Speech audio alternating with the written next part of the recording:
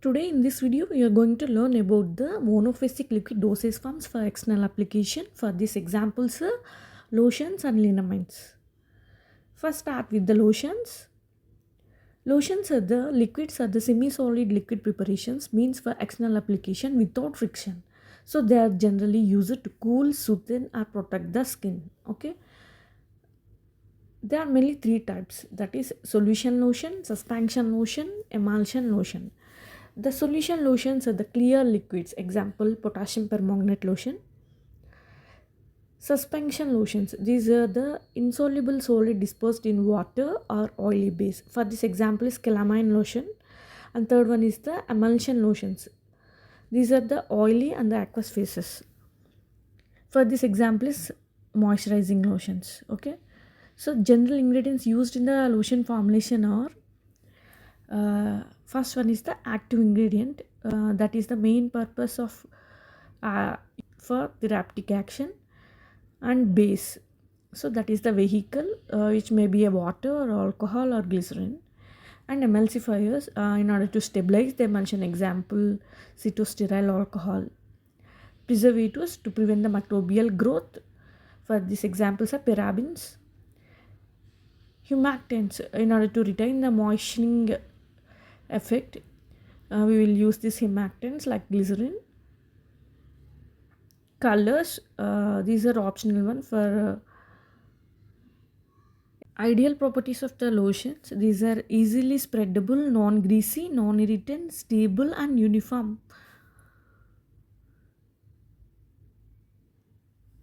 So let us see the example of the calamine lotion here. In this, the ingredients are calamine, zinc oxide, bentonite, glycerin, liquid phenol, water. So the use of this lotion is soothing effect in itching, insect bites and sunburns. So this is a suspension type of lotion.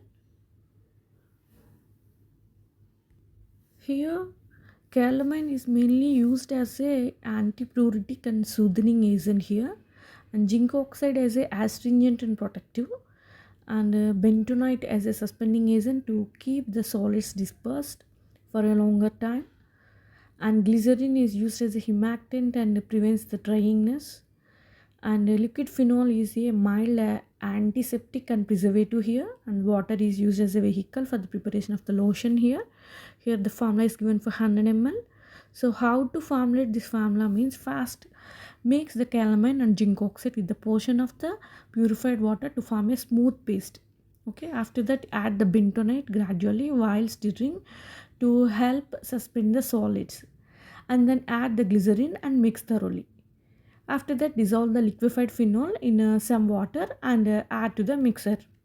After that make up to the volume to the 100 ml with purified water. After that stir well to ensure the uniform suspension and fill in a label container. Okay, this how we will dispense this formulation. And next one is the liniments. Liniments are the liquid or the semi-solid liquid preparations which are intended for external application to the skin with friction. Okay, that means some sort of rubbing we will apply this liniment. Okay, they are used for relieving of the pain, stiffness or soreness in the muscles and the joints. Okay, so there are mainly two types of liniments, that is oily liniments and aqueous or alcoholic liniments. In case of oily liniments, oil based one, they are mainly used for counter irritant and the massaging purposes, example methyl salicylate liniment, that is the turpentine liniment. And second one is the aqueous or alcoholic liniments. In this they mainly contains the alcohol or water as a base, and they have cooling and soothing effects, example camphor liniment. So the formulation of the liniments includes, it mainly contains the active ingredient, that is the key ingredient obviously, and the base, that is act as a vehicle, and emulsifier, preservatives, colors and fragrances. Okay, so what is the purpose of this active ingredient is, we already know that it provides the therapeutic action, example camphor, menthol, methyl salicylate are generally formulated as a liniments here, and base, So vehicle used in the preparation of liniments includes alcohol or oil. Okay, like castor oil or turpentine oil, water are generally used as a vehicles for the preparation of these liniments here. And emulsifier. So for emulsion liniments, example soaps and preservatives to prevent the microbial contamination, and colors are for aesthetic appeal, that is optional one. Okay, so all these are the ingredients used for the preparation of the liniments here. First, formulation steps for liniments means first dissolve the active ingredient in the suitable base like oil or alcohol. If emulsion is required, mix oil and water phases with emulsifier. After that, mix thoroughly to ensure the uniformity. After that, add fragrances and preservatives, filter and fill in a tight container. That's how we'll prepare the liniments. Let us see one example for the preparation of these liniments. That is the turpentine liniment. It is a oily liniment here. So in this formula, it has a turpentine oil, camphor and castor oil. So simply three ingredients are here, which is mainly used as a counter irritant and mild rubification for the muscle pains and sprains. Okay. So let us see how this preparation will be formulated means. So in this turpentine oil is mainly used as a counter irritant and rubification here, and a camphor act as a mild local analgesic and for cooling sensations, and castor oil is a oily base, enhances the spreadability and the absorption. So these are the functions of these ingredients used in this formula here. So coming to the method of preparation of this turpentine element means, first dissolve the camphor in the turpentine oil with a gentle stirring. So as camphor will dissolve in the oil, after the simple dissolution of this camphor, add the castor oil gradually and mix thoroughly to form a uniform oily liniment here, and then transfer the preparation into a tight light resistant container. Okay, so that's how we'll formulate this preparation. So uses of the turpentine oil is use of this turpentine element means it is mainly used for to relieve from the muscle pains, backaches, sprains and rheumatic conditions, and it also acts by causing a mild skin irritation to distort from deeper muscle pain. Okay, the next type of formulation is the mouthwashes. Mouthwashes are simply the aqueous solutions used for rinsing the mouth to clean the oral cavity and refresh and breathe and provide the therapeutic actions like antibacterial, analgesic, anti-inflammatory. So they are not intended to be swallowed. Okay. So there are mainly four types of mouthwashes, that is therapeutic mouthwashes, cosmetic mouthwashes, astringent mouthwashes, deodorant mouthwashes. Stick mouthwashes mainly contains antiseptics, example chlorhexidine. Cosmetic mouthwashes, these are mainly used for fresh breath only, example menthol, flowering essence, like that. And astringent mouthwashes for tightening the gums, and deodorant mouthwashes in order to reduce the bad breath. Okay, so what are the key ingredients of this mouthwashes means, that is the formulation of the mouthwashes means, it mainly includes active ingredient, that is the first one, vehicle, sweetness, flowering agents, coloring agents, preservatives and pH adjusters. So the purpose of this active ingredient is mainly the antiseptic or therapeutic effect. Vehicles are for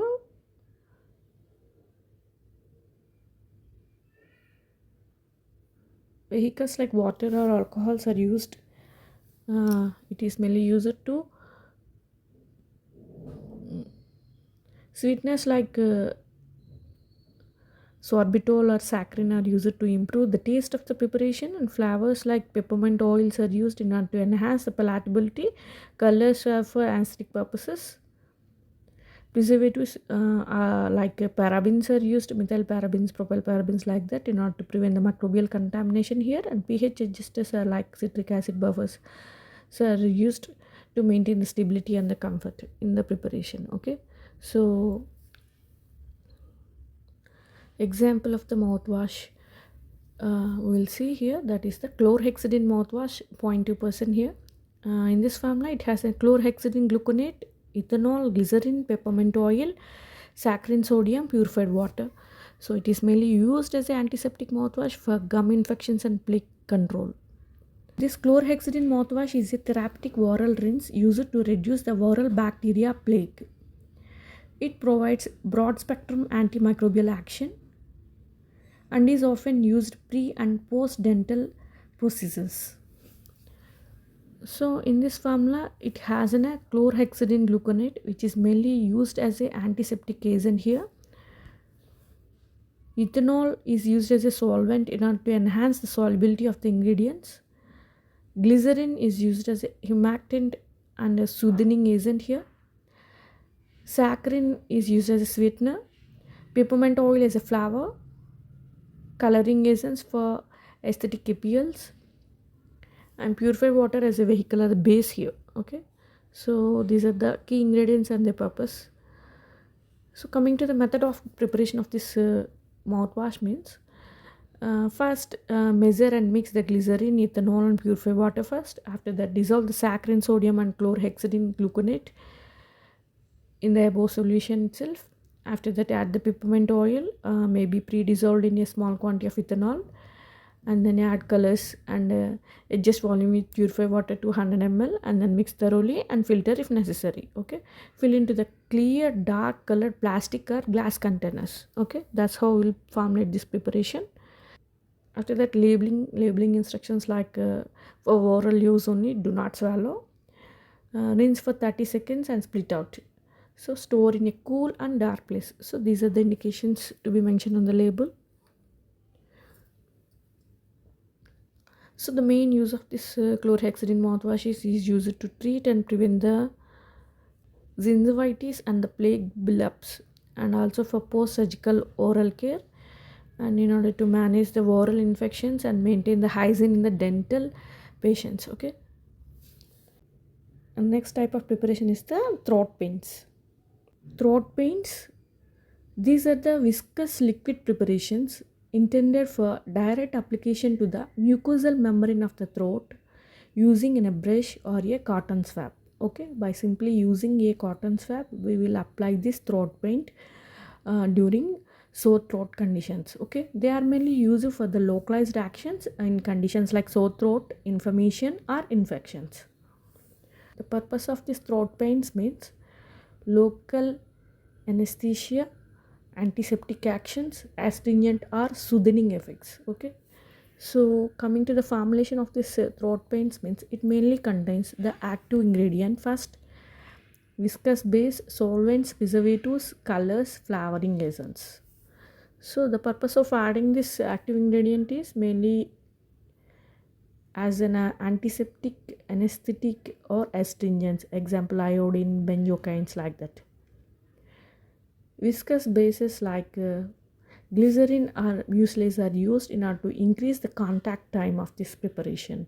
Okay, solvents like water or alcohol are used generally in order to dissolve the active ingredient. That is the purpose of the solvent here. And preservatives like methyl parabens, propyl parabens are used to prevent the microbial growth here.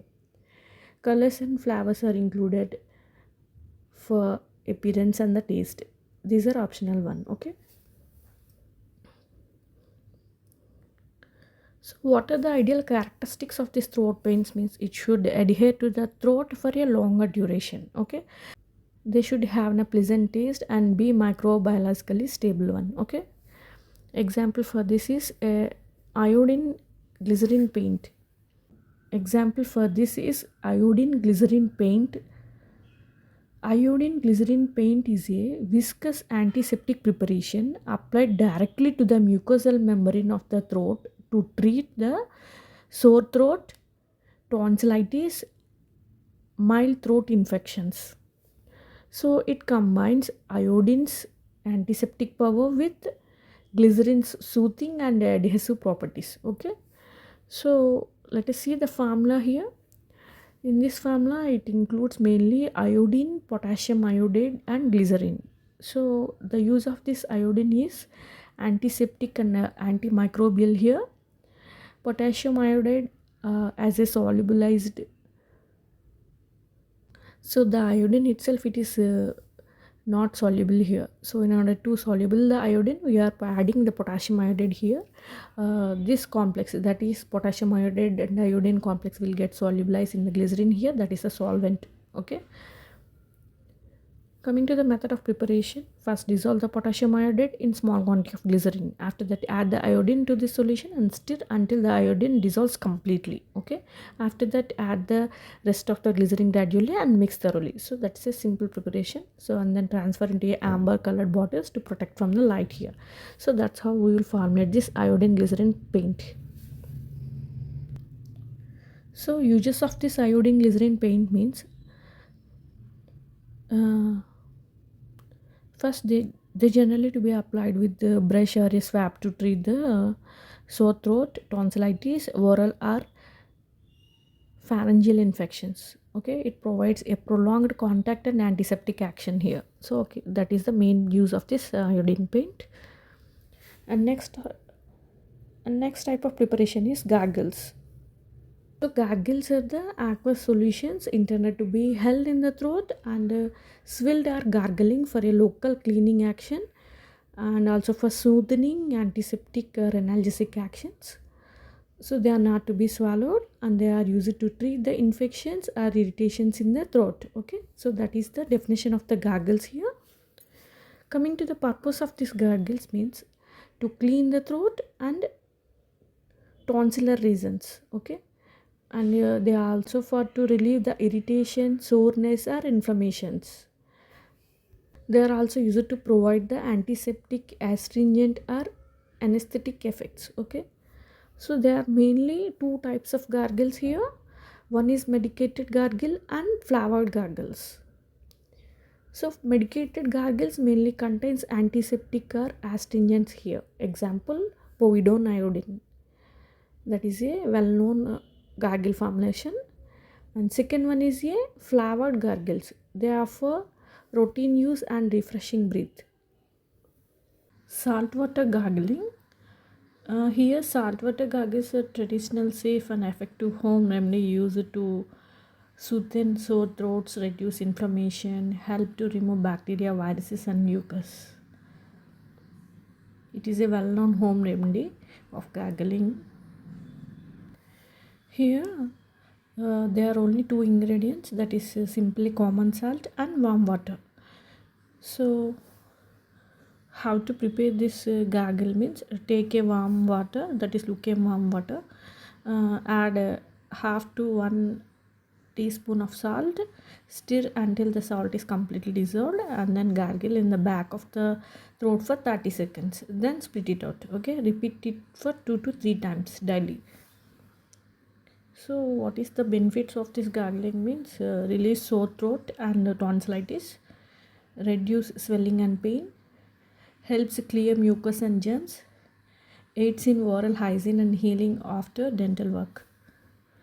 So we need to take some precautions.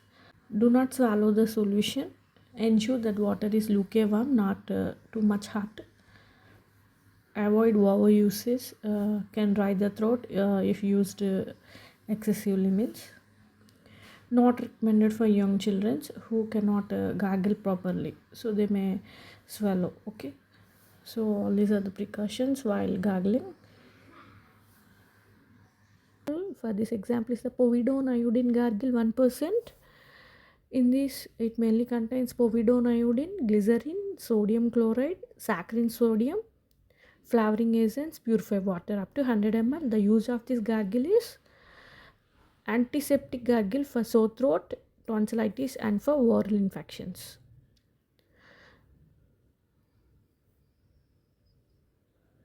Povidone iodine is the key ingredient, that is the active ingredient here. In this, it is a active antiseptic to provide 1% available iodine. Here, the act as a humectant and soothing agent here. Sodium chloride as a isotonic agent. Saccharin sodium as a sweetener here. Flavoring agents, example peppermint oil is included in this formulation in order to improve the taste. Purified water as a vehicular base here.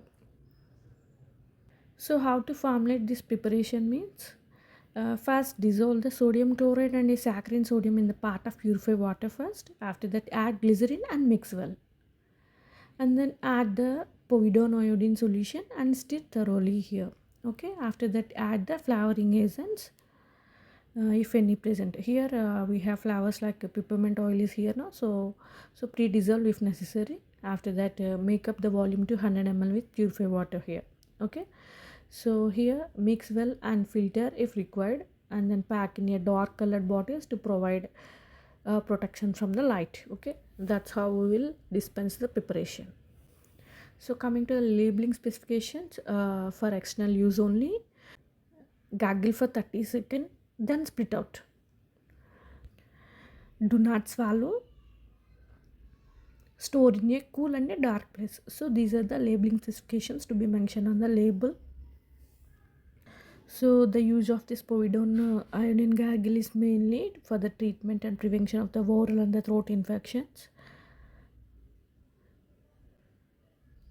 and reduce the bacterial count in the dental patients. Okay. So what are the ideal properties of these gargles means? They should be non-irritant and pleasant taste. They should be clear and a stable solutions.